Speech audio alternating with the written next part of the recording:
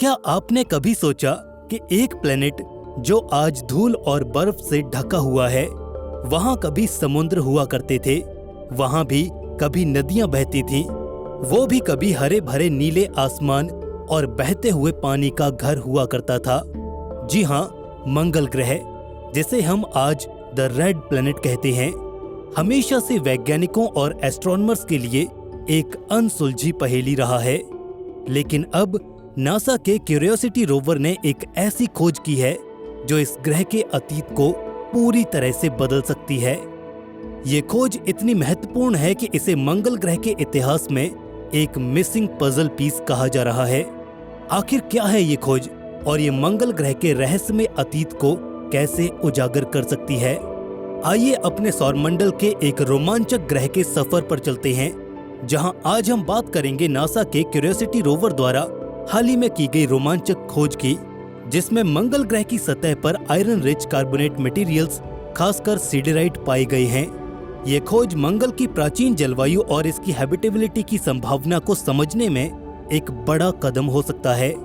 इस वीडियो में हम जानेंगे कि ये कार्बोनेट मिनरल्स आखिर क्या हैं, क्यूरियोसिटी ने इन्हें कैसे खोजा और ये खोज मंगल के अतीत में पानी और जीवन की संभावना को कैसे मजबूत करती है। साथ ही मंगल के कार्बन साइकिल, इसके खोए हुए वायुमंडल के रहस्य पर भी बात करेंगे। तो तैयार हो जाइए एक ऐसी कहानी के लिए जो हमें मंगल की प्राचीन दुनिया की गहराइयों में ले जाएगी। मंगल ग्रह यानी द रेड प्लेनेट हमेशा से ही मानवता के लिए आकर्षण का केंद्र रहा है। इसकी लाल मिट्टी, विशालकाय ज्वालामुखी जैसे ओलंपस मॉन्स और इसकी वैलिस मैरिनरिस जैसी घाटियां इसे वाकई एक रहस्यमय ग्रह बनाती हैं। लेकिन मंगल का ये रहस्य सिर्फ इसके फीचर्स को लेकर ही नहीं है, बल्कि वैज्ञानिकों का मानना है कि आज से करीब 3.5 से 4 अरब साल पहले मंगल का माहौल बिल्कुल अलग था। तब यहाँ लिक्विड वाटर की नदियां, झीलें और शायद समुद्र भी हुआ करते थे। मंगल का वायुमंडल कार्बन डाइऑक्साइड से भरा हुआ था, जो ग्रीन हाउस इफेक्ट के जरिए इस ग्रह को गर्म रखता था। लेकिन जैसे जैसे समय बीता, मंगल के साथ कुछ तो बहुत रहस्यमय हुआ, कुछ तो बहुत ही भयंकर, जिसकी वजह से मंगल ने अपना ज्यादातर वायुमंडल खो दिया और ये ठंडा, सूखा और वीरान ग्रह बन गया। क्या वाकई ये कल्पना सही है कि मंगल पर कभी जीवन हुआ करता था? और अगर था तो उसके सबूत आखिर कहाँ हैं? क्यूरियोसिटी रोवर की हालिया खोज इस सवाल का जवाब देने की कोशिश में एक बड़ा कदम है। क्यूरियोसिटी रोवर नासा का एडवांस रोबोटिक एक्सप्लोरर है, जो अगस्त 2012 में मंगल के गेल क्रेटर में उतरा। इस मिशन के लिए गेल क्रेटर को इसलिए चुना गया क्योंकि ये एक प्राचीन लेक बेड माना जाता है, जहां कभी पानी मौजूद हुआ करता था। क्यूरियोसिटी का मिशन है मंगल की मिट्टी, चट्टानों और वायुमंडल का अध्ययन करना, ताकि ये पता चल सके कि क्या वहां कभी माइक्रोबियल लाइफ के लिए सही परिस्थितियां मौजूद थीं। ये रोवर एक चलती फिरती लेबोरेटरी है, जो 17 कैमराज, एक लेजर, एक ड्रिल और कैमिन यानी केमिकल एंड मिनरोलॉजी जैसे सोफिस्टिकेटेड इंस्ट्रूमेंट से लैस है। क्यूरियोसिटी न केवल मंगल की सतह की तस्वीरें लेता है, बल्कि ये मिट्टी और चट्टानों के सैंपल्स को ड्रिल करके उनके केमिकल और मिनरल कंपोजिशन का भी पता कर सकता है। क्यूरियोसिटी रोवर ने हाल ही में गेल क्रेटर के माउंट शार्प की ढलानों पर आयरन रिच कार्बोनेट मिनरल्स, खासकर सिडेराइट के बड़े डिपॉजिट्स खोजे हैं। सिडेराइट एक आयरन कार्बोनेट मिनरल है जो कार्बन डाइऑक्साइड, पानी और चट्टानों की केमिकल रिएक्शन से बनता है। ये खोज इसलिए महत्वपूर्ण है क्योंकि कार्बोनेट मिनरल्स यहाँ कभी मौजूद एंशिएंट एनवायरनमेंट कंडीशंस का एक इम्पोर्टेंट मार्कर है। वैज्ञानिकों ने पहले भी मंगल पर कार्बोनेट्स देखे हैं, रोवर्स, ऑर्बिटर्स और मार्शियन मेटेराइट्स के जरिए, लेकिन क्यूरियोसिटी की ये खोज नए और एक्सक्लूसिव डिटेल्स प्रदान करती है। क्यूरियोसिटी ने माउंट शार्प की सल्फेट रिच लेयर्स में ड्रिल करके 3 से 4 सेंटीमीटर गहराई तक सैंपल्स लिए। इन सैंपल्स को कैमिन इंस्ट्रूमेंट ने एक्सरे डिफ्रैक्शन के जरिए स्टडी किया, जिसमें पाया गया कि चट्टानों में 5 से 10% सिडेराइट मौजूद है। ये वाकई हैरान करने वाली खोज थी, क्योंकि ऑर्बिटल सैटेलाइट्स ने पहले मंगल की सतह पर इतनी भारी मात्रा में कार्बोनेट्स का पता कभी नहीं लगाया था। वैज्ञानिकों का मानना है कि मैग्नीशियम सल्फेट की मौजूदगी ने इन कार्बोनेट्स को छिपा कर रखा था, जिसकी वजह से हम पहले इन्हें कभी नहीं खोज पाए। ये खोज कई कारणों से महत्वपूर्ण है।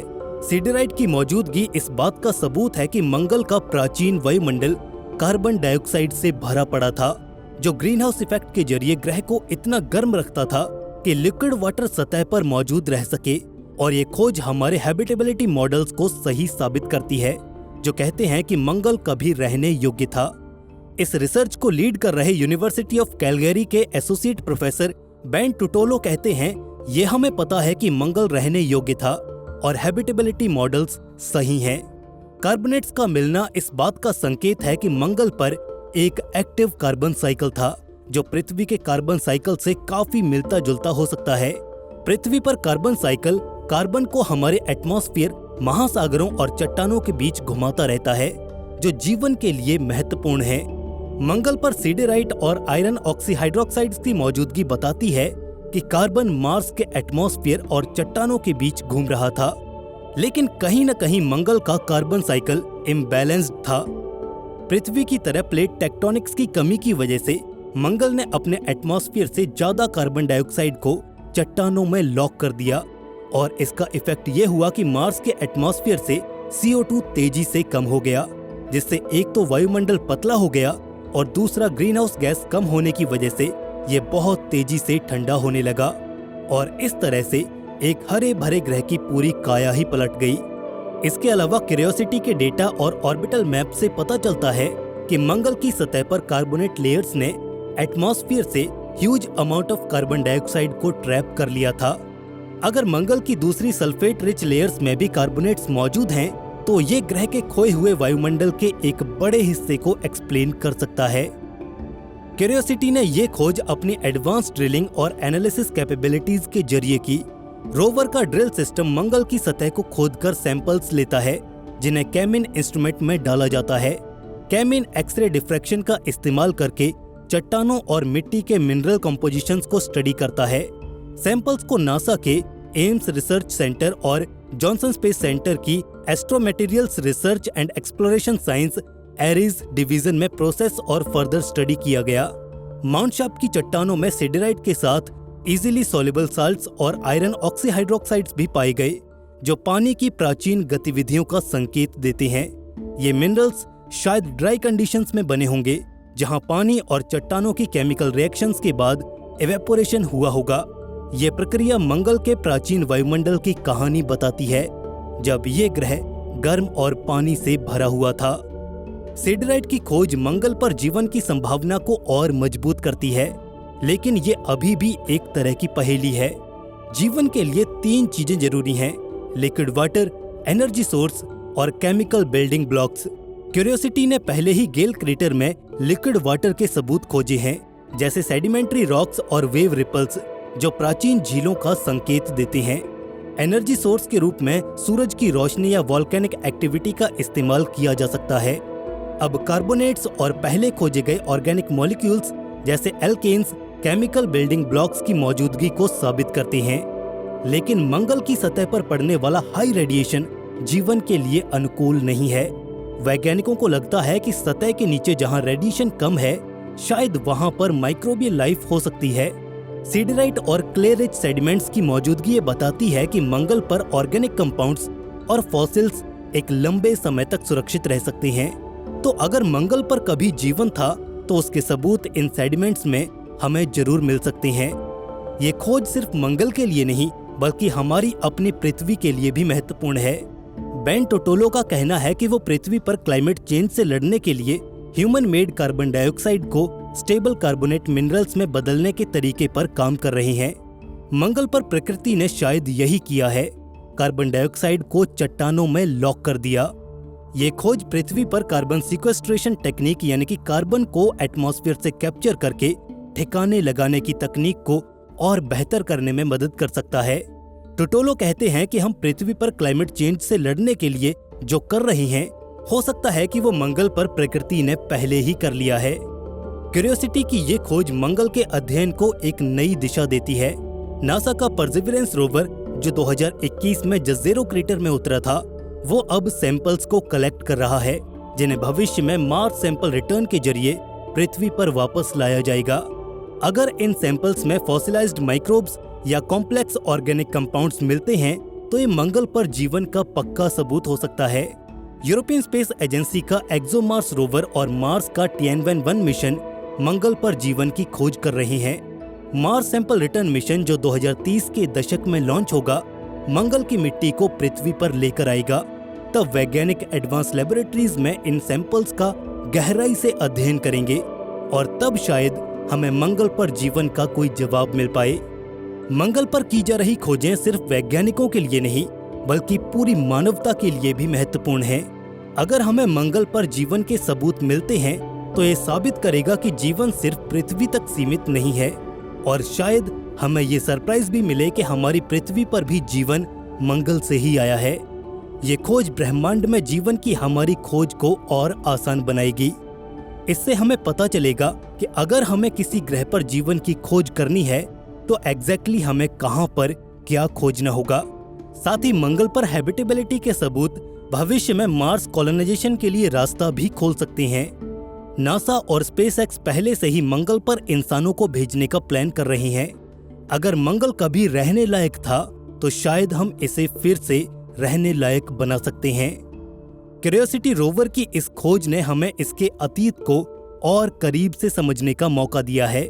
इसके अतीत को समझकर हम यहाँ के भविष्य को आकार दे सकते हैं और इसीलिए ये खोज पूरी मानवता को एक नई दिशा दे सकती है। लेकिन ये तो सिर्फ शुरुआत है। क्यूरियोसिटी और अन्य रोवर्स मंगल की सतह पर और गहरे राज खोल रहे हैं और भविष्य में हमें और भी चौंकाने वाली खोजें मिल सकती हैं। एलियंस हैं या नहीं, इसे लेकर आज से नहीं बल्कि पिछले कई सालों से बहस चल रही है। कई लोगों का मानना है कि जिस तरह इंसान पृथ्वी पर रहता है उसी तरह असीम ब्रह्मांड में कुछ ऐसे ग्रह भी हैं जहां एलियंस यानी कि परग्रही रहते हैं। कुछ दावा है कि जिस तरह से इंसान दूसरे ग्रहों पर एलियंस की तलाश करने जाता है उसी तरह से ये एलियंस भी पृथ्वी पर आकर इंसानों के बारे में जानकारी जमा करते रहते हैं। जिस तरह से हम उनके बारे में जानने और समझने के लिए उत्सुक हैं, ठीक वैसे ही वो भी हमें समझना चाहते हैं। मगर इन बातों में कितनी हकीकत है, इसका खुलासा आज तक भी नहीं हुआ है। मगर ऐसा बिल्कुल नहीं है कि हम इस गुत्थी को सुलझा नहीं सकते, बल्कि इस तिलिस्म को उजागर करने के लिए दिन रात इंसान जुटे हुए हैं। अब चाहे वो इन स्पेस टेलीस्कोप्स के माध्यम से ब्रह्मांड को निहारना हो या फिर मंगल के इन वीरानों में खाक छाननी हो, हमारे ये स्पेसक्राफ्ट सभी मोर्चों पर डटे हुए हैं और हर क्षण इन अनजान रहस्यों पर नजरें जमाए हुए हैं। ऐसे में अक्सर मंगल ग्रह से कुछ चौंकाने वाली खबरें आती रहती हैं, जिनमें अक्सर मंगल पर एलियन लाइफ के सबूतों के खोजे जाने का दावा किया जाता है। अभी हाल ही में आई खबरों में मंगल पर मौजूद एक विचित्र आकार के बोल्डर को किसी खुफिया दरवाजे से जोड़कर देखा जाना हो या फिर मिट्टी के टीलों का किसी दौड़ते हुए घोड़े के जैसा दिखना हो। मंगल हमेशा से ही इन अजीबोगरीब रहस्यों के कारण सुर्खियों में रहा है, मगर इस बार जो खबर मंगल ग्रह से निकलकर आ रही है वो इन तमाम दावों से कहीं ज्यादा सच्ची है, क्योंकि इस बार ये दावा नासा ने खुद किया है। दरअसल ये खबर मंगल पर एलियन से कुछ दूर खड़े क्यूरियोसिटी रोवर को लेकर है, जहां रिसेंटली नासा ने यह दावा किया है कि वो मार्स पर एलियन लाइफ को खोजने के बेहद नजदीक जा पहुंचे हैं। ऑलमोस्ट उन्हें मार्शियन सरफेस पर एलियंस के वजूद का सबूत मिल चुका है। तो ऐसे में क्या ये वाकई एक हकीकत है या फिर महज एक फसाना? वेल, जानने के लिए बने रहें डॉक्यूमेंट्री लाइब्रेरी के आज के इस एपिसोड में। यह है नासा का क्यूरियोसिटी रोवर जो 5 अगस्त सन 2012 की तारीख को मार्स के एटमॉस्फेयर में दाखिल हुआ था। एक कॉम्प्लिकेटेड लैंडिंग सीक्वेंस और मैन्यूवर्स को परफॉर्म करके इस रोवर ने गेल क्रेटर में मौजूद एक पहाड़ी की तलछटी पर लैंड किया था। देर रात मंगल की सतह पर टच डाउन करने के बाद ये आराम करने चला गया। फिर अगले दिन जब सूरज निकला तो इसने भी अपने काम की शुरुआत की। दरअसल ये रोवर खास मंगल पर मौजूद एंशिएंट लेक्स यानी कि मंगल पर मौजूद प्राचीन झीलों की स्टडी करने के लिए बनाया गया था। विशेषकर इसे गेल क्रेटर में पानी और कार्बन के सबूतों को ढूंढने के लिए डिजाइन किया गया था। ये कहना गलत नहीं होगा कि आज नासा द्वारा मंगल पर भेजे गए सभी अभियानों में से ये सबसे कामयाब और क्रांतिकारी साबित हुआ है। नासा की मार्स साइंस लेबोरेटरी एस्टेब्लिशमेंट में इसका बेहद बड़ा योगदान है। बल्कि यूं कहें कि ये रोवर अपने ही आप में पूरी एक मार्शियन लेबोरेटरी है, जो सैंपल कलेक्शन से लेकर उन्हें परखने और फिर उसमें लगे वैज्ञानिक नतीजों तक हम तक पहुंचाने में काबिल है। सन 2012 में यहाँ लैंड होने से लेकर अब तक क्यूरियोसिटी हमें मंगल से जुड़ी बहुत सी कीमती और आंखें खोलकर रख देने वाली जानकारी भेज चुका है। इससे मिले डेटा के आधार पर ही हमने मंगल की परिस्थितियों और भौगोलिक संरचना संबंधित अनुमान लगाए हैं। हाल ही में इस रोवर ने मंगल पर एक ऐसी खोज की है जो हमें वहां पनप रही जिंदगी के साक्ष्यों से मिलवा सकती है। असल में आज तक इंसानों ने जितने भी स्पेसक्राफ्ट मंगल पर भेजे हैं, लगभग उन सभी का उद्देश्य वहां जिंदगी के सबूतों को तलाशना होता है। अब चाहे वो 70 के दशक में मंगल की सतह पर वाइकिंग लैंडर्स हों या फिर रिसेंटली भेजा गया परसिवियरेंस रोवर, वहां जाने वाले हर रोबोटिक इंस्ट्रूमेंट या प्रोब में लाइफ को डिटेक्ट करने के लिए जरूरी इंस्ट्रूमेंट्स जरूर मौजूद होते हैं। क्यूरियोसिटी के हवाले से जो लेटेस्ट खबर मंगल ग्रह से आ रही है वो है वहां मिलने वाले ऑर्गेनिक कंपाउंड्स को लेकर। क्यूरियोसिटी की इस अचीवमेंट को बेहतर ढंग से समझने के लिए सबसे पहले आपको किसी खगोलीय पिंड या ग्रह पर जिंदगी की तलाश का तरीका समझना होगा। असल में किसी अनजान दुनिया या फिर अनजान ग्रह पर जिंदगी ढूंढने के लिए इंसान 3 चीजों को अपना रेफरेंस बनाता है, जिसमें पहला तो है पानी। जी हाँ, हम सभी जानते हैं कि बगैर पानी के जिंदगी नामुमकिन है। लगभग वो सभी क्रीचर्स जिनके बारे में हम आज तक जान पाए हैं वो किसी न किसी रूप में पानी से संबंधित तो है। अब वो चाहे इस पानी का इस्तेमाल पीने के लिए करे या फिर उससे अपने जीवन चक्र को जारी रखने के लिए, किसी न किसी रूप में तो पानी जीवन का पूरक है ही। अगर बात करें जिंदगी के अस्तित्व के लिए दूसरी सबसे अहम चीज की, तो वो है प्राणवायु यानी कि ऑक्सीजन, जिसकी मदद से तमाम एरोबिक ऑर्गेनिजम्स सांस ले पाते हैं। और अंत में बारी आती है खुद जिंदगी के सूक्ष्म रूप यानी कि ऑर्गेनिक कंपाउंड्स या फिर साक्षात माइक्रो ऑर्गेनिजम्स की। हाल फिलहाल में जो सबूत जिंदगी के हमें मंगल पर मिले हैं वो इस तीसरे पहलू यानी कि ऑर्गेनिक कंपाउंड से जुड़े हुए हैं।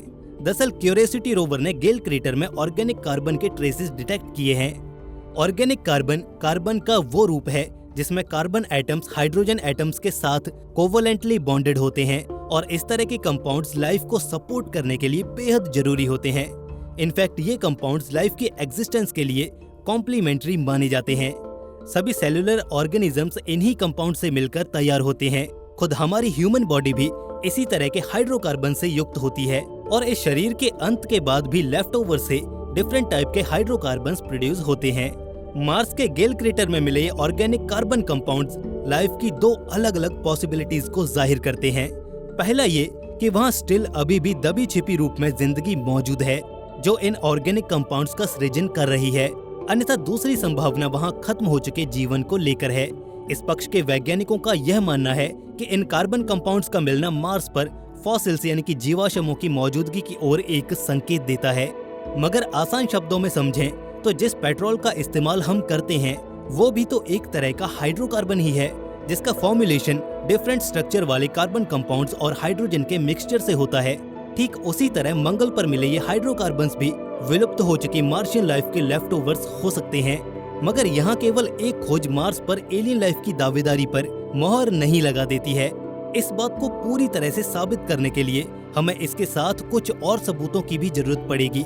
इस विषय पर सीनियर बायोलॉजिस्ट और साइंटिस्ट अपने कमेंट्स पेश करते हुए कहते हैं, अब चूंकि organic compounds non living beings या बॉडीज से भी प्रोड्यूस हो सकते हैं, इसलिए ये बात कह पाना थोड़ा मुश्किल है कि मंगल पर मिले ये हाइड्रोकार्बन्स केवल जिंदगी की ही मौजूदगी की ओर इशारा करते हैं। इनकी मौजूदगी के लिए कुछ ऐसे भी कारण हो सकते हैं जिनका जिंदगी से कोई लेना देना ही नहीं है।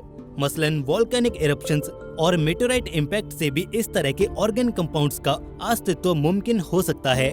हालांकि इस बात को लेकर भी नासा में वैज्ञानिकों के 2 अलग अलग धड़े बटे हुए हैं, जिनमें कुछ वैज्ञानिकों का सीधे तौर पर ये मानना है कि बेशक इस वक्त मंगल पर जीवन को सपोर्ट करने वाली परिस्थितियां मौजूद नहीं हैं, मगर वो एक वक्त पर जरूर एग्जिस्ट करती थीं और शायद आगे भी हम कोई न कोई ऐसा तरीका ढूंढ ही निकालेंगे जिससे वहाँ दोबारा से जिंदगी जन्म ले पाएगी, वहाँ फिर एक बार जिंदगी सांसें ले सकेगी और ये पूरा ग्रह पहले की तरह ही आबाद हो जाएगा। वहीं कुछ होपलेस मगर प्रैक्टिकल वैज्ञानिकों का एक ऐसा तबका भी है जो एंशिएंट मार्शियन लाइफ या फिर करंट लाइफ सपोर्ट सिचुएशन जैसी दोनों ही संभावनाओं को पूरी तरह से नकार रहा है। रिसर्चर्स के इस ब्लॉक का साफ तौर पर यही मानना है कि मंगल पर जिंदगी ना तो कभी मुमकिन थी और ना ही कभी हो पाएगी, मगर वो कहते हैं ना कि उम्मीद पर ही दुनिया कायम है। ऐसे में अगर हमारे हाथ में कुछ है तो वो केवल यहाँ अपनी उम्मीद के सहारे इस तलाश को जारी रखना। और आखिर में जाते जाते अगर मार्स पर भी एलियन राज का तिलिस्म तोड़ें तो ये बात भी साफ हो जाएगी कि जिस तरह से एलियंस की कल्पना हम मार्स पर कर रहे हैं वहाँ ऐसा कुछ भी मौजूद नहीं है। और शायद पास्ट में भी कम से कम वैसे अजीबोगरीब लिविंग बींग्स तो वहाँ पर नहीं रहते होंगे। इस पर नासा का ऑफिशियल स्टांस भी यही है। अगर वहाँ जिंदगी मौजूद भी होगी तो वो हमारी सोच और नजरिए दोनों से ही काफी अलग और छोटी होगी। शायद वहाँ पनप रही जिंदगी अपने बिल्कुल शुरुआती फेज में होगी, जो वहाँ अभी फलनी फूलनी शुरू ही हुई होगी। और क्या पता एक दिन वो विकसित होकर हम इंसानों की ही तरह अत्यंत कॉम्प्लेक्स मगर हद से ज्यादा एडवांस और इंटेलिजेंट बन जाए। इस रहस्यमयी चट्टान को ध्यान से देखिए। ये कोई साधारण पत्थर नहीं है, बल्कि मंगल पर मौजूद एक ऐसी पहेली है जो मानव इतिहास को हमेशा के लिए बदल सकती है। एक सूख चुकी नदी के तल पर पड़े इस पत्थर की सतह पर काले धब्बों और छोटे छोटे गोलाकार निशानों का एक अजीब सा पैटर्न देखने को मिला है, जो मानो कोई एंशिएंट टाइम पर किसी डार्क मिस्ट्री को छुपाए बैठा है। पृथ्वी पर ऐसे पैटर्न्स अक्सर माइक्रो ऑर्गेनिजम्स, बैक्टीरिया या प्राचीन जीवाश्मों से जुड़े होते हैं। ये निशान अक्सर तब बनते हैं जब माइक्रो ऑर्गेनिजम्स कीचड़ में केमिकल रिएक्शंस करते हैं, जो समय के साथ पत्थर में जम जाती हैं। लेकिन ये चट्टान पृथ्वी की नहीं बल्कि मंगल ग्रह पर मौजूद है, एक ऐसी रहस्यमयी जगह जहां धूल भरी सतह सदियों से अनसुलझे रहस्यों को अपने आगोश में छिपाए हुए है। मंगल की सतह पर ऐसी संरचनाएं मिलना वैज्ञानिकों के लिए एक असाधारण खोज है, क्योंकि मंगल को हमेशा से ही हमारी मानव सभ्यता जीवन से जोड़कर ही देखती आई है। अरबों साल पहले जहां इस ग्रह पर पानी और जीवन एक साथ हुआ करता था, लेकिन आज मंगल एक बेजान, बंजर और सुनसान पड़ा है। क्या ये चट्टान हमें ब्रह्मांड के सबसे बड़े सवाल का जवाब दे सकती है? क्या हम इस विशाल ब्रह्मांड में अकेले हैं? ये चट्टान हमें मंगल पर जज़ेरो क्रेटर से मिली है, जहां नासा का परसेवरेंस रोवर बिना रुके इस बंजर ग्रह पर प्राचीन जीवन के निशानों की तलाश कर रहा है। हाल ही में परसेवरेंस रोवर ने इस चट्टान को खोजा और एक प्रेस कॉन्फ्रेंस में नासा ने यह दावा किया कि ये मंगल पर एलियन लाइफ का अब तक का सबसे मजबूत सबूत हो सकता है। इस चट्टान में ऑर्गेनिक मॉलिक्यूल्स और कुछ बहुत ही स्पेशल मिनरल्स जैसे विविनाइट और ग्रेगाइट की मौजूदगी ने वैज्ञानिकों को हैरान कर दिया है। इस मिशन के लिए जज़ेरो क्रेटर को नासा ने इसलिए चुना क्योंकि यहाँ पर कभी एक विशाल झील हुआ करती थी। यहाँ बहती नदियों के निशान भी मिले हैं और जीवन के लिए जरूरी केमिकल्स भी इस जगह पर मौजूद थे। वैज्ञानिकों का अनुमान है कि 3.5 अरब साल पहले मंगल का वातावरण बिल्कुल पृथ्वी के जैसा ही था, जिसमें पानी, गर्मी और जीवन की संभावना थी। परसेवरेंस का मिशन इसी प्राचीन इतिहास को खंगालना है, ताकि हमें ये पता चल सके कि क्या मंगल पर कभी जीवन था। इस चट्टान की खोज ने वैज्ञानिकों के हौसलों में एक नई लहर दौड़ा दी है, क्योंकि ये पहली बार है जब एक ही सैंपल में हमें जीवन के 3 main ingredients liquid water, organic molecules और एनर्जी सोर्स मिल चुके हैं। ये खोज हमारी पूरी मानवता के लिए एक ऐतिहासिक मोड़ साबित हो सकती है। क्या हमने वाकई इस ब्रह्मांड में जीवन का पहला ठोस सबूत ढूंढ लिया है? ये सवाल न केवल वैज्ञानिकों बल्कि हर उस इंसान को सोचने पर मजबूर कर रहा है जो रात में तारों भरे आकाश को देखकर ये सोचता है कि क्या हम इस अनंत अंतरिक्ष में अकेले हैं। अब बात करते हैं उन लोगों की जो कहते हैं तारे नहीं दिखते, मतलब ये सब झूठ है और स्पेस मिशंस भी फेक हैं। ये बात दिल में शक पैदा करती है और ये शक तब और बढ़ जाता है जब लोग कहते हैं कि चांद पर लैंडिंग कभी हुई ही नहीं थी। लेकिन अब तो आप समझ गए होंगे कि ये कोई कॉन्स्पिरेसी नहीं है, ना तो तारे छुपाए गए, ना मिशंस झूठ थे। ये सब कैमरा के लेंस और आंखों की साइंस का खेल है। जरा सोच के देखो, अगर नासा को कॉन्स्पिरेसी करनी ही होती तो क्या वो थोड़ी सी एडिटिंग से तारे नहीं डाल देते? लेकिन उन्होंने वही दिखाया जो सच था, और इस सच को समझने के लिए हमें साइंस की जरूरत है। एक और बात, अपोलो मिशंस के वक्त लोगों ने ये भी कहा था कि शैडोज गलत दिखाई देते हैं, लेकिन उसे भी साइंस ने समझा दिया। चांद पर कोई एटमॉस्फेयर नहीं है, इसलिए शैडोज वहां पर शार्प होते हैं। तो अगली बार जब कोई ये थियरी सुनाए तो उसे ये पूरी कहानी सुना देना और कहना कि राज छुपाने में नहीं बल्कि समझने में है, और उसे ये वीडियो भी शेयर कर देना। तो दोस्तों, ये था अंतरिक्ष का वो राज जो शुरू हुआ बज एल्ड्रिन के एक छोटे से सवाल से और खत्म हुआ एक बेहद खूबसूरत सच के साथ। ये कहानी सिर्फ तारों के गायब होने की नहीं है, बल्कि हमें ये समझाती है कि कायनात के नियम कितने अनोखे हो सकते हैं। अगली बार जब आप रात को आसमान की तरफ देखें तो एक बार उन चमकते तारों को गौर से जरूर निहारिएगा। वो वहां पर हैं, वो हमेशा से थे और हमेशा रहेंगे। अंतरिक्ष में उनका ना दिखना कोई छुपाने की बात नहीं है, बल्कि ये एक ऐसा सच है जो हमें साइंस के जरिए इस ब्रह्मांड के और करीब लाता है। रात का आसमान अनंत तारों से सजा हुआ और उसमें चमकता हुआ एक बिंदु जो बाकी तारों से कुछ अलग ही कहानी कहता है। वीनस, हमारा शुक्र ग्रह, आसमान के उन तारों में खोने की नाकाम कोशिश करता हमारे सौरमंडल का दूसरा ग्रह, लेकिन इसकी चमक इतनी तेज है कि ये उन तारों में दुबक ही नहीं पाता, और हमारे पूर्वजों ने इसे हजारों साल पहले ही सुबह का और शाम का तारा कहना शुरू कर दिया था। लेकिन शायद वो ये नहीं जानते थे कि इस चमक के पीछे क्या छिपा हुआ है, एक ऐसा रहस्य जो सैकड़ों सालों से इंसानों को हैरान करता आया है, एक सवाल जो अंतरिक्ष की गहराइयों में आज भी कहीं गूंज रहा है। क्या शुक्र ग्रह के पास कोई चंद्रमा था, या ये सिर्फ एक भूल थी जिसे हम पता नहीं क्यों सच मानते रहे? शुक्र ग्रह की ये कहानी एक पहेली है जो हमें आसमान की उस दुनिया में ले जाती है जहां हर जवाब के पीछे नए सवाल छिपे हुए हैं। वीनस को आज हम जानते हैं एक जहरीला ग्रह जहां सल्फ्यूरिक एसिड की बारिश होती है, जहां गर्मी इतनी ज्यादा है कि धातु भी पिघल जाए। आज साइंस कहती है कि वीनस के पास कोई चंद्रमा नहीं, फिर भी एक वक्त ऐसा था जब बड़े बड़े खगोल शास्त्रियों ने बिल्कुल इसके उलट दावे किए थे। तो आखिर सच क्या है? वो दावे कहां से आए? और अगर वो सच थे तो वो चंद्रमा आज कहां पर हैं?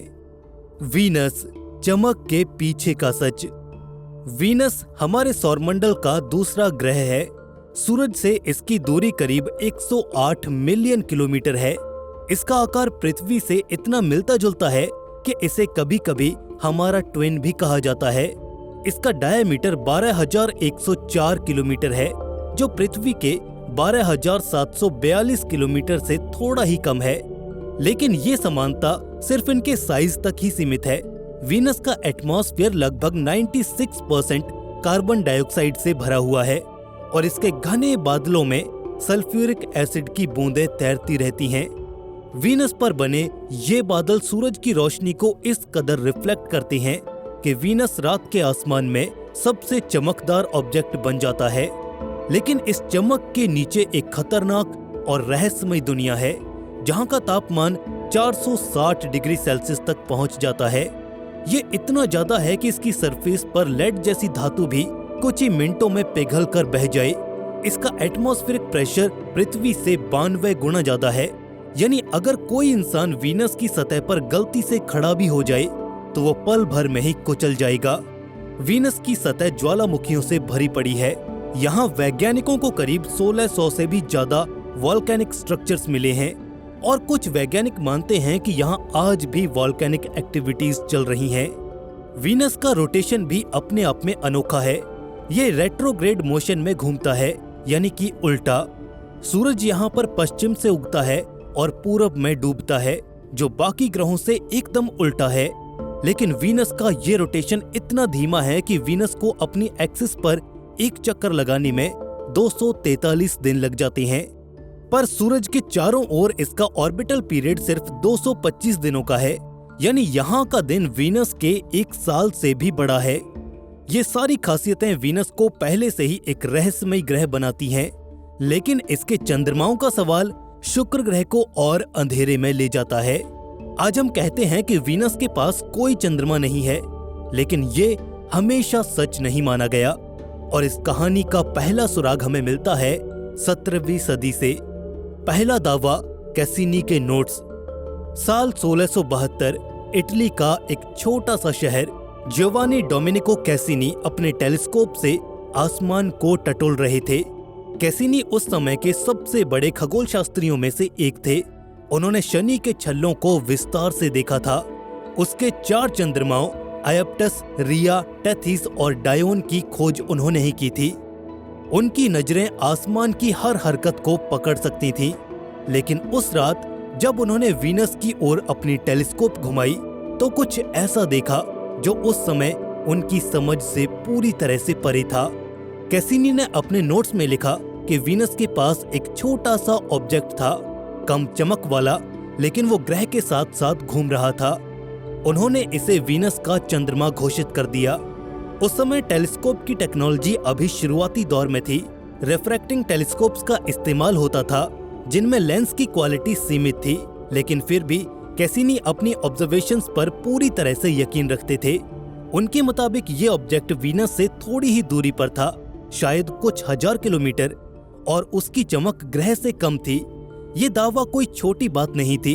उस समय खगोल शास्त्र में हर एक नई खोज एक क्रांति की तरह थी। लेकिन कैसिनी अकेले नहीं थे। इसके बाद अगले कुछ दशकों में और लोगों ने भी वीनस के पास कुछ देखने की बात कही। सन 1686 में फ्रांस के जीन चार्ल्स होइजेव ने भी एक सेम डिस्क्रिप्शन के ऑब्जेक्ट को रिपोर्ट किया। उन्होंने कहा कि यह ऑब्जेक्ट वीनस के किनारे पर दिखाई दिया और कई रातों तक उन्हें नजर आया। फिर 18वीं सदी में जर्मनी के जॉन हेनरिक लैम्बर्ट ने इस रहस्य को और भी ज्यादा गहरा बना दिया। लैम्बर्ट ने न सिर्फ इस चंद्रमा को देखा, बल्कि उसके ऑर्बिट को कैलकुलेट करने की भी कोशिश की। उनके हिसाब से यह चंद्रमा वीनस से एक निश्चित दूरी पर चक्कर लगा रहा था और इसका ऑर्बिटल पीरियड कुछ दिनों का हो सकता था। इन सभी दावों ने उस समय के खगोल शास्त्रियों को सोच में डाल दिया। कुछ ने इसे सच माना और इसे वीनस की खोज का हिस्सा बना दिया, लेकिन कुछ ने इसे संदेह की नजर से देखा। अब विज्ञान तो आलोचनाओं और सवालों का स्वागत करता ही है। सवाल उठने लगे, अगर ये चंद्रमा था तो इसे हर कोई क्यों नहीं देख पाया, और अगर ये सच था तो आज वो कहां पर है। तो इस रहस्य का अगला कदम हमें विज्ञान की ओर ले जाता है। शुक्र के चंद्रमाओं की हकीकत। समय के साथ टेक्नोलॉजी बदली। 17वीं और 18वीं सदी के टेलीस्कोप्स की जगह 20वीं सदी में अंतरिक्ष यान आ गए। वीनस को समझने की कोशिशें तेज हुई। सोवियत यूनियन ने 1960 के दशक में वेनेरा प्रोग्राम शुरू किया। वेनेरा 1 से लेकर वेनेरा 13 तक इन सभी प्रोब्स ने वीनस की सतह पर पहुंचकर हमें उसकी तस्वीरें भेजी। 1970 में वेनेरा 7 पहला स्पेसक्राफ्ट था जो वीनस की सतह पर लैंड हुआ और वहां से हमें डेटा वापस भेजा। इसके बाद नासा ने भी 1990 में मैजेलन मिशन लॉन्च किया। मैजेलन ने रडार मैपिंग से वीनस की पूरी सतह को स्कैन किया। इसके क्रेटर्स, वॉल्केनिक प्लेन्स और टेक्टोनिक फीचर्स को भी मैप किया गया। इन मिशनों ने वीनस के बारे में हमें बहुत कुछ बताया। हमें पता चला कि इसका मैग्नेटिक फील्ड बहुत कमजोर है, शायद इसके स्लो रोटेशन की वजह से। इसके एटमॉस्फेयर में ग्रीन हाउस इफेक्ट इतना ज्यादा है कि ये गर्मी को बाहर जाने ही नहीं देता। लेकिन एक बात जो इन मिशनों ने साफ कर दी वो ये थी कि वीनस के पास कोई चंद्रमा नहीं है, ना कोई छोटा सैटेलाइट और ना ही कोई बड़ा मून। तो फिर कैसिनी और बाकियों ने क्या देखा था? वैज्ञानिकों ने इसके लिए कई थियरीज दी। पहली थियरी थी ऑप्टिकल इल्यूजन। उस समय के टेलीस्कोप्स में क्रोमेटिक एब्रेशन और स्फेरिकल एब्रेशन जैसे इश्यूज थे। हो सकता है कि वीनस की चमक की वजह से कोई स्टार या प्लेनेट का रिफ्लेक्शन ऐसा दिखा हो कि वो उन्हें चंद्रमा लगा। दूसरी थियरी जो सामने आई वो थी कि शायद वो कोई एस्टेरॉयड या कॉमेट रहा होगा जो उस वक्त वीनस के पास से गुजर रहा था और गलती से उसे चंद्रमा समझ लिया गया। तीसरी संभावना हो सकती है कि शायद वीनस के एटमॉस्फेयर में बादलों की वजह से कोई ऑप्टिकल इफेक्ट हुआ हो जिसने चंद्रमा जैसा कोई भ्रम पैदा किया हो। लेकिन इन सभी जवाबों से हर सवाल हल नहीं हो रहा था। अगर ये भ्रम था तो अलग अलग समय पर अलग अलग खगोल शास्त्रियों ने एक जैसा भ्रम आखिर कैसे एक्सपीरियंस किया, और अगर ये कोई स्थायी ऑब्जेक्ट था तो उसका रिकॉर्ड या फिर निशान हमें आज तक क्यों नहीं मिला? ये सवाल एक नई थियरी की ओर इशारा कर रहा था। क्या वीनस के पास सचमुच कोई चंद्रमा था जो समय के साथ गायब हो गया? वीनस का खोया हुआ चंद्रमा। चंद्रमा कैसे बनते हैं? हमारी साइंस के पास इसके 3 मुख्य जवाब हैं। पहला है को-एक्रेशन, यानी ग्रह और चंद्रमा एक साथ बनते हैं। दूसरा है कैप्चर, यानी ग्रह की ग्रेविटी किसी एस्टेरॉयड को पकड़ लेती है और उसे चंद्रमा बना लेती है। और तीसरा है इम्पैक्ट, यानी कोई बड़ी टक्कर से डेब्रिस इकट्ठा होकर चंद्रमा बन जाते हैं, जैसा कि हमारी पृथ्वी के केस में हुआ। लेकिन वीनस का मामला इनसे बिल्कुल अलग है। इसका रेट्रोग्रेड रोटेशन और इसका सूरज से इतना नजदीक होना, ये सब चीजें शुक्र के पास चंद्रमा होने की संभावना को मुश्किल बनाती हैं। फिर भी मान लीजिए कि वीनस के पास अगर कभी कोई चंद्रमा था, तो वो आखिर कहाँ गया? एक थ्योरी कहती है कि सूरज के ग्रेविटेशनल पुल ने वीनस के उस चंद्रमा को छीन लिया। सूरज से वीनस की नजदीकी इसे सूरज के टाइडल फोर्सेस के असर में ले आती है। हो सकता है कि चंद्रमा की ऑर्बिट अनस्टेबल हो गई होगी और वो सूरज की ओर खिंचा चला गया होगा। दूसरी थियरी कहती है कि शायद वो वीनस के एटमॉस्फेयर में ही गिर गया हो। लेकिन अगर ऐसा हुआ था तो उसके निशान कहां पर हैं? मैजेलन के डेटा ने वीनस की सतह पर 1000 से भी ज्यादा क्रेटर्स देखे हैं, लेकिन वो ज्वालामुखी या फिर टेक्टोनिक एक्टिविटी से बने हुए हैं, न कि किसी बड़े ऑब्जेक्ट के गिरने से। तीसरी संभावना ये कहती है कि शायद वो चंद्रमा अंतरिक्ष में कहीं और चला गया। सौरमंडल में स्मॉल बॉडीज अक्सर ग्रहों की ग्रेविटी से बाहर निकल जाती हैं। अगर वीनस की स्लो रोटेशन और अनस्टेबल ग्रेविटेशनल फील्ड की वजह से वो चंद्रमा अपनी ऑर्बिट से भटक गया, तो वो आज एस्टेरॉयड बेल्ट में हो सकता है कि कहीं पर भटक रहा होगा, या फिर ऐसा भी हो सकता है कि वो सौरमंडल के किसी बाहरी हिस्से में चला गया होगा। लेकिन इसके सबूत वो आज तक नहीं मिले। वीनस की कंडीशंस भी इस थियरी को सपोर्ट करती हैं। इसका स्लो रोटेशन और सूरज की प्रॉक्सिमिटी किसी चंद्रमा को स्टेबल ऑर्बिट में रखना मुश्किल बनाती है। कुछ वैज्ञानिक मानते हैं कि सौरमंडल के शुरुआती दिनों में वीनस के पास एक चंद्रमा रहा होगा, लेकिन टाइडल फोर्सेस और डायनामिकल इंस्टेबिलिटी की वजह से वो कहीं खो गया। और ये सिर्फ अंदाजा है, लेकिन ये हमें सोचने पर मजबूर जरूर करता है कि वीनस का इतिहास उतना सिंपल नहीं है जितना हम समझते हैं। क्या हमें भविष्य में वीनस का चंद्रमा मिलेगा? अभी तक वीनस के चंद्रमाओं का कोई ठोस सबूत हमारे पास नहीं है, लेकिन साइंस कभी रुकती नहीं। नासा का Veritas mission Venus emissivity radio science inside topography and spectroscopy 2028 में लॉन्च होने वाला है। ये मिशन वीनस की सतह और एटमॉस्फेयर को हाई रेजोल्यूशन में स्कैन करेगा। दूसरी तरफ ईएसए का एनविजन प्रोजेक्ट 2030 तक वीनस की ऑर्बिट में इसकी जियोलॉजिकल हिस्ट्री और एटमॉस्फेयर कंपोजिशन को स्टडी करेगा। ये मिशन शायद हमें कोई नया सुराग दे सके, शायद कोई क्रेटर या कोई एनोमली हो जो पहले हमसे नजरअंदाज हो गई हो। इसके अलावा कुछ वैज्ञानिक वीनस के ग्रेविटेशनल फील्ड को और गहराई से स्टडी करना चाहते हैं। अगर वहां सच में कोई चंद्रमा रहा होगा, तो उसके ग्रेविटेशनल इफेक्ट आज भी वीनस के ऑर्बिट या रोटेशन में हल्के सबूत के रूप में मौजूद हो सकते हैं। ये खोज अभी शुरुआती दौर में है, लेकिन उम्मीद अभी बनी हुई है। फिलहाल वीनस का ये रहस्य एक अनसुलझी पहेली है। कैसिनी के पहले ऑब्जर्वेशन से लेकर आज तक ये सवाल बना हुआ है, क्या वो चंद्रमा था या सिर्फ एक भ्रम? सच जो भी हो, वीनस हमें याद दिलाता है कि अंतरिक्ष अभी भी न जाने कितने ही अनजाने रहस्यों से भरा हुआ है। वैज्ञानिक बहस। वीनस के चंद्रमाओं का सवाल सिर्फ साइंस तक ही सीमित नहीं रहा।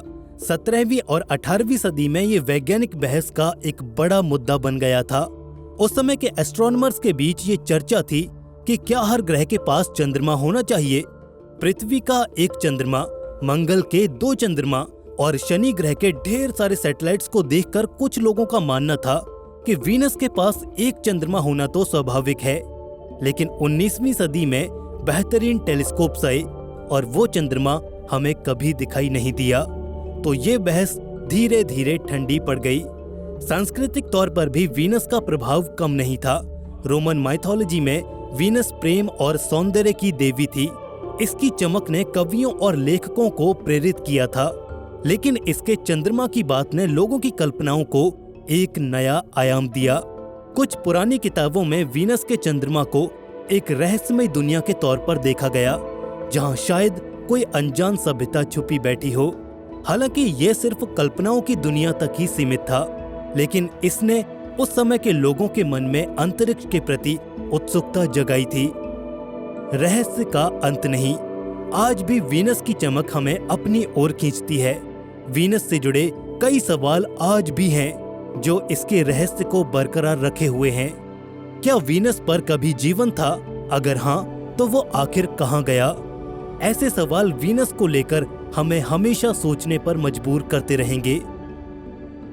क्या आपने कभी उस अंधेरे, अनजान संसार के बारे में सोचा है जो हमारे पैरों तले हजारों किलोमीटर की गहराई में छिपा है? 26 अगस्त सन 1883 को जब इंडोनेशिया के क्राकटाउ ज्वालामुखी ने अपने भीतर की आग को बाहर उगला, तो उसकी गर्जना करीब 5000 किलोमीटर दूर तक सुनाई पड़ी। समुद्र की लहरें 40 मीटर ऊपर तक उठकर तबाही मचा रही थीं और 36,000 से अधिक लोग उस विनाश में लुप्त हो गए। लेकिन क्या वो विस्फोट केवल ज्वालामुखी की सतह की कहानी थी, या उसका सोर्स कहीं गहराई में हमारी पृथ्वी के रहस्यमय गर्भ में छिपा था? आज हम आपको लेकर चलते हैं एक ऐसी यात्रा पर जहां विज्ञान और रहस्य एक दूसरे से टकराते हैं। ये कहानी है पृथ्वी के कोर की, उस अनदेखे अनजाने केंद्र की जो हमारे ग्रह की धड़कन, हर एक्टिविटी को कंट्रोल करता है।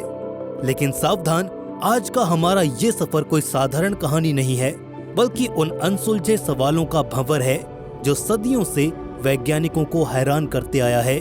तो तैयार हो जाइए, क्योंकि आज हम गोता लगाने वाले हैं पृथ्वी के सबसे गहरे रहस्यों में। पृथ्वी का गर्भ, एक अनजाना संसार।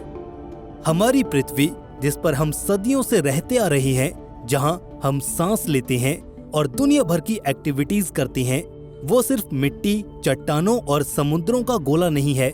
इसके नीचे सतह से हजारों किलोमीटर की गहराई में एक ऐसी दुनिया छिपी है जिसे कोई इंसान कभी देख नहीं पाया। पृथ्वी का कोर, हमारे ग्रह का वो केंद्र जो न सिर्फ पृथ्वी को पृथ्वी बनाता है, बल्कि ये इसके हर रहस्य की चाबी है। लेकिन क्या है ये कोर? वैज्ञानिक इसे दो हिस्सों में बांटते हैं, आउटर कोर और इनर कोर। आउटर कोर की बात करें तो ये एक तरल पदार्थ की तरह है जो पिघले हुए आयरन और निकल से बना है, जबकि इनर कोर एक ठोस गर्म गोला है जिसका तापमान सूरज की सतह से भी अधिक रहता है। लेकिन सवाल ये नहीं है कि आखिर कोर है क्या, बल्कि सवाल तो ये है कि ये इतना रहस्यमय क्यों है। हमारी तकनीक हमें चांद तक ले गई, हमारी मशीनें आज भी मंगल पर घूम रही हैं, लेकिन पृथ्वी की कोर तक पहुंचना अभी भी एक सपना है। सबसे गहरी खदान जो इंसानों ने आज तक खोदी है वो है रूस की कोला सुपर डीप बोरहोल, जो महज 12.3 किलोमीटर गहरी है। लेकिन कोर तक पहुंचने के लिए हमें 6371 किलोमीटर की यात्रा करनी होगी। ये कुछ ऐसा है जैसे हमने समुद्र की सतह को छुआ और सोचने लगे कि हमने उसकी गहराई को नाप लिया।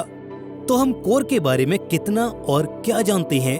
और इससे भी बड़ा सवाल, क्या हम वाकई उतना जानते हैं जितना हमें लगता है? पृथ्वी की चुंबकीय ढाल, एक अनसुलझी पहेली। क्या आप जानते हैं कि इस पल जब आप ये सब देख रहे हैं, एक इनविजिबल शील्ड यानी कि एक अदृश्य ढाल आपको और इस ग्रह को कॉस्मिक रेडिएशन और सोलर विंड से बचाकर रख रही है। ये है पृथ्वी का मैग्नेटिक फील्ड और अमेजिंगली इसका सोर्स है धरती के आउटर कोर में बहता पिघला हुआ आयरन। वैज्ञानिक इसे जियोडायनमो कहते हैं। इसकी प्रोसेस इतनी कॉम्प्लिकेटेड है कि इसे समझाने के लिए सुपर कंप्यूटर्स भी पसीना बहाते हैं। लेकिन यहाँ एक बड़ी मिस्ट्री है। ये मैग्नेटिक फील्ड हमेशा स्टेबल नहीं रहता, ये बदलता रहता है, कमजोर होता है और कभी कभी पूरी तरह से उलट भी जाता है। जी हाँ, सही सुना आपने। हर कुछ लाख साल में पृथ्वी का मैग्नेटिक फील्ड अपने नॉर्थ और साउथ पोल को पलट देता है। इसे जियोमैग्नेटिक रिवर्सल कहते हैं। आखिरी बार ऐसा करीब 7,80,000 साल पहले हुआ था। लेकिन सवाल यह है कि ऐसा क्यों होता है और जब ये होता है तो आउटर कोर में क्या उथल पुथल मचती है। कुछ वैज्ञानिक मानते हैं कि ये रिवर्सल तब होता है जब कोर में लिक्विड आयरन की धाराएं अस्थिर हो जाती हैं, लेकिन इसका सटीक कारण आज भी एक रहस्य है। यहाँ सवाल ये भी है कि अगर फिर से ऐसा हुआ तो क्या होगा? क्या हमारी तकनीक, हमारे सैटेलाइट्स और हमारा जीवन इस बदलाव को झेल पाएगा, या फिर हमें एक ऐसी दुनिया में जीना पड़ेगा जहां पुराने सारे कंपास बेकार हो चुके होंगे? इनर कोर का रहस्य, एक ठोस आग का गोला। तो चलिए अब हम और गहराई में उतरते हैं। आउटर कोर को पार करने के बाद आएगा पृथ्वी का इनर कोर, एक ऐसा ठोस गोला जो 5000 डिग्री सेल्सियस से भी अधिक तापमान पर जल रहा है। ये इतना गर्म है कि अगर ये सतह पर होता तो स्टील को भी पिघला देता, लेकिन धरती के नीचे इस इलाके में प्रेशर इतना ज्यादा है कि यहाँ इतने ज्यादा टेम्परेचर पर भी आयरन और निकल का गोला सॉलिड यानी ठोस बना रहता है। लेकिन क्या आप जानते हैं कि इस इनर कोर को समझना इतना भी आसान नहीं है जितना ये लगता है। हाल ही की कुछ सिस्मिक स्टडीज ने बहुत ही हैरान करने वाले खुलासे किए हैं। इनर कोर सिर्फ एक साधारण गोला नहीं है, इसके अंदर और भी छोटे छोटे स्ट्रक्चर्स हो सकते हैं जिन्हें कुछ वैज्ञानिक कोर विदिन अ कोर कहते हैं। और ये इनर कोर घूमती भी है, लेकिन पृथ्वी की सतह से थोड़ी अलग गति से। इसे सुपर रोटेशन कहते हैं।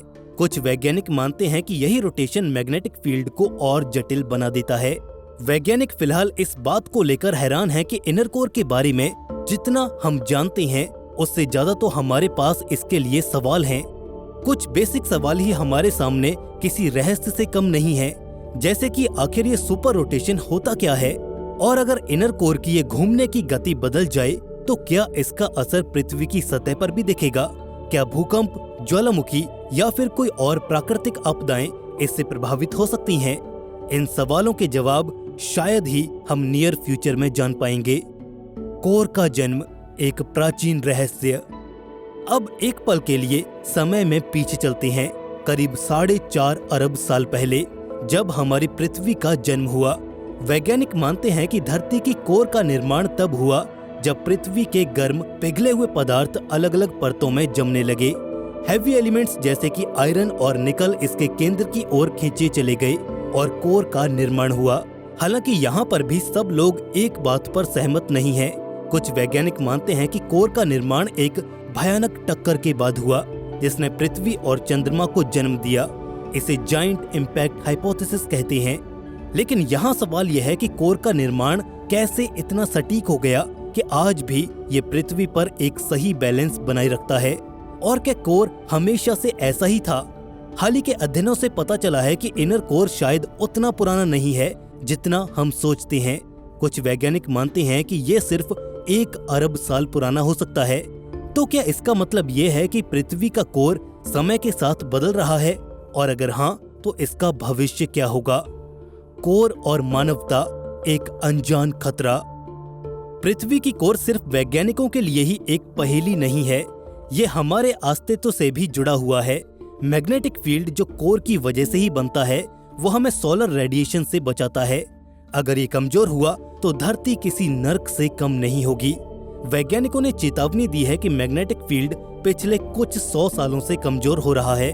कुछ इलाकों में तो जैसे कि साउथ अटलांटिक एनोमली में यहाँ पहले से ही असामान्य रूप से ये बहुत कमजोर है।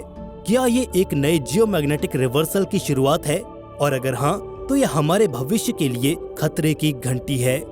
यहाँ पर सिर्फ मैग्नेटिक फील्ड की बात नहीं है, कोर की एक्टिविटीज यहाँ धरती की सतह पर भूकंप और ज्वालामुखी जैसी घटनाओं को भी प्रभावित कर सकती हैं, जिससे हमेशा ये डर बना रहता है कि कोर में कोई बड़ा बदलाव धरती की सतह पर तबाही ला सकता है। विज्ञान की सीमाएं और भविष्य की खोज। आज हमारे पास सिस्मिक वेव्स, सुपर कंप्यूटर्स और सैटेलाइट्स जैसे इंस्ट्रूमेंट्स हैं जो कोर के रहस्यों को समझाने में हमारी मदद कर सकते हैं, लेकिन फिर भी हम सिर्फ सतह को ही खुरच पाए हैं। कोर तक पहुंचना आज भी असंभव है। भविष्य की ओर देखें तो वैज्ञानिक मानते हैं कि पृथ्वी की कोर में जो असीम ऊर्जा मौजूद है वो हमें सदियों तक पावर दे सकती है, जिसकी वजह से हम पृथ्वी की कोर तक पहुंचने का प्रयास तो कर रहे हैं, लेकिन इस तक पहुंचने का रास्ता अभी भी आसान नहीं होगा। क्या हम कभी ऐसी तकनीक बना पाएंगे जो हमें कोर के और करीब ले जाए, या फिर हमें सिर्फ अनुमानों और मॉडल्स पर ही निर्भर रहना होगा। कुछ वैज्ञानिक मानते हैं कि कोर के रहस्यों को समझने के लिए हमें अंतरिक्ष की ओर देखना होगा। दूसरे ग्रहों जैसे कि मार्स और मरकरी के कोर का अध्ययन हमें पृथ्वी के कोर के बारे में नई जानकारियां दे सकता है। लेकिन सवाल यह है कि क्या हमारी मानवता कभी उस दिन को देख पाएगी जब हम कोर के सारे रहस्यों को सुलझा चुके होंगे, या फिर हमारी धरती का ये रहस्य हमेशा के लिए ऐसे ही दफन पड़ा रहेगा और हमें हमेशा ऐसे ही चुनौती देता रहेगा। ये परीक्षा हमारी मानव सभ्यता की भी है कि जिस ब्रह्मांड ने हमें जीवन दिया, आखिर हम उसे कितना समझ पाए। दोस्तों, आज हमने एक ऐसी दुनिया की सैर की जो हमारे पैरों तले ही छिपी है, लेकिन फिर भी हम इससे पूरी तरह अनजान हैं। पृथ्वी का कोर, वो आग का गोला, वो रहस्यमय केंद्र है जो न सिर्फ हमारे ग्रह को जीवंत रखता है बल्कि हमारी क्यूरियोसिटी को भी जगाए रखता है। हर नई खोज हमें इसके और करीब ले जाती है, लेकिन साथ ही नए सवाल भी खड़े करती है। क्या हम कभी इन रहस्यों को पूरी तरह से समझ पाएंगे, या फिर पृथ्वी का गर्भ हमेशा के लिए एक अनसुलझी पहेली बना रहेगा? दोस्तों, आपको ये जर्नी कैसी लगी? इस पर आपके विचार क्या हैं? हमें कमेंट सेक्शन में जरूर बताइएगा। अगर आपको ये वीडियो पसंद आई तो इसे लाइक और दोस्तों में शेयर जरूर कीजिए। ऐसे और वीडियोस के लिए चैनल को सब्सक्राइब करके बेल नोटिफिकेशन इनेबल जरूर कर लें। दोस्तों, जल्द मिलेंगे ऐसे ही एक और नए इन्फॉर्मेटिव वीडियो के साथ। तब तक के लिए स्टे क्यूरियस, बी हैप्पी। नमस्कार।